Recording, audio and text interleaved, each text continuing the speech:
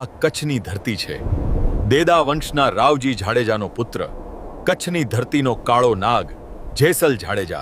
ઘનઘોર જંગલ છે જ્યાં બળદગાડામાં પરણેલી જાનો ઘરે જઈ રહી છે, પણ આ જંગલમાં એક નામ સૌને કંપાવી દે છે. કચ્છની ધરતીનો કાળો નાગ જેસલ જાડેજા.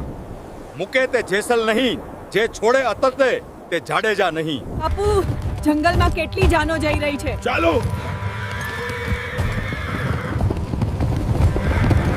જંગલ કંપી ઉઠે છે, કારણ કે આવ્યો છે કચ્છની ધરતીનો કાળો નાગ. એક પળમાં કેટલાક વરરાજા જમીન પર ઢળી પડે છે. ભાઈ, જવા દો અમને, છોડી દો, જવા દો અમને. અને છોડે બીજા, આ જેસલ જાડેજા નહીં. બધું સમાપ્ત થઈ ગયું છે. હીરા જવેરાત દાગીના બધું લૂંટાઈ ગયું. આ જેસલનું માથું છે.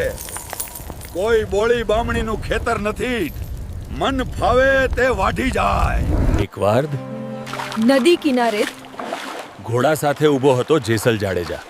મને છોડી દો. છોડે બીજા, આ જેસલ જાડેજા નહીં. ખેડૂતો જ પોતાનો બધો માલ ગુમાવી બેઠા. રસ્તામાં જેસલ જાડેજા આવ્યો જ, અને જેસલ જાડેજા જ બહુ હઠીલો હતો. જેસલ આગળ વધી જાય છે, તેના માણસો માલ ઉઠાવી પાછળ આવે છે, અને પાછળ બિચારા ખેડૂતો રડતા રહી જાય છે. જેસલ જાડેજા ખાઈને ઊભો થાય છે. દિયરજી, પંચાળમાં કાઠી દરબારમાં એક અનોખી ઘોડી છે. ઘોડી લાવો તો જ હું તમને મરદ માનું. આ મેણું જેસલ જાડેજાને ન ખમાયું, અને તે તરત ઘોડો લઈને નીકળી પડ્યો. નો ઘા લાગ્યો, અને જેસલ જાડેજા નીકળી પડ્યો પંચાળ તરફ. રાત દિવસ માત્ર એક જ હેતુ સાથે. પંચાળ પહોંચે છે જેસલ જાડેજા, માથા પર છાલ ઓઢેલી અને દૂર ઊભો રહી ભજન સાંભળે છે. રાત પડી ગઈ છે.